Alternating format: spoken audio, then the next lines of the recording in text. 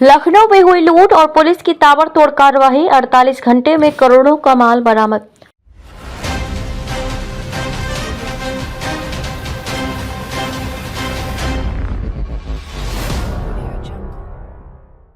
शहर में एक बड़ी लूट की घटना ने पूरे प्रदेश को हिलाकर रख दिया। कुछ दिन पहले लखनऊ में एक चोर गिरोह ने एक बड़ी लूट को अंजाम दिया था, जिसमें बदमाशों ने 4 किलो सोना, 10.5 किलो चांदी और करीब 9 लाख रुपए लूटे थे।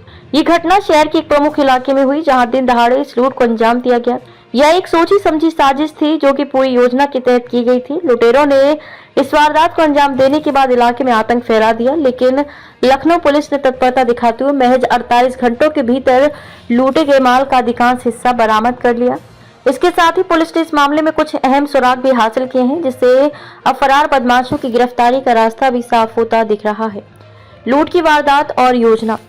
ये घटना शहर के एक प्रमुख व्यवसायिक इलाके में हुई, जहां एक प्रतिष्ठित ज्वेलरी शोरूम में दिन दहाड़े लूट की वारदात को अंजाम दिया गया। बदमाशों ने शोरूम में घुसकर काम करने वालों को बंधक बना लिया और फिर पूरी तरह से शोरूम की तिजोरी खोलकर माल लूट लिया।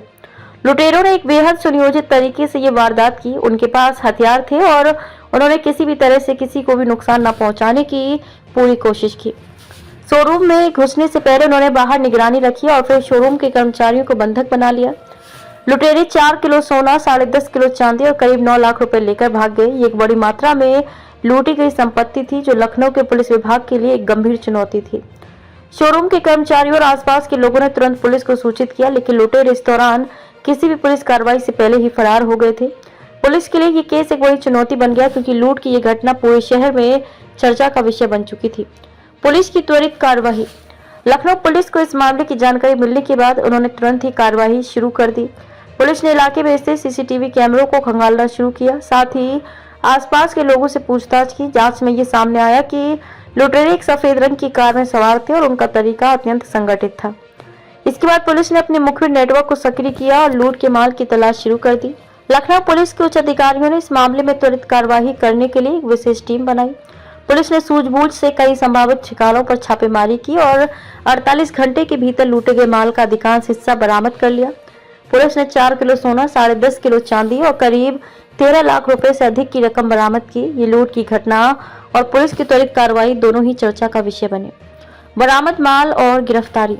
पुलिस की त्वरित कार्रवाई से ये साफ हो गया कि लुटेरों ने जिस तरह से ये लूट की थी, वह पूरी तरह से पेशेवर थे।